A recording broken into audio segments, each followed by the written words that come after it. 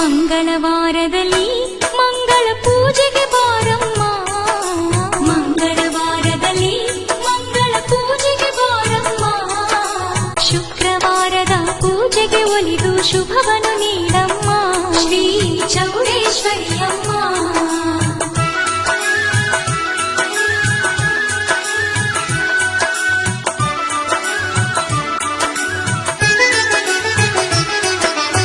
ಮಂಗಳವಾರದಲ್ಲಿ ಮಂಗಳ ಪೂಜೆಗೆ ಬಾರಮ್ಮ, ಮಂಗಳವಾರದಲ್ಲಿ ಮಂಗಳ ಪೂಜೆಗೆ ಬಾರಮ್ಮ.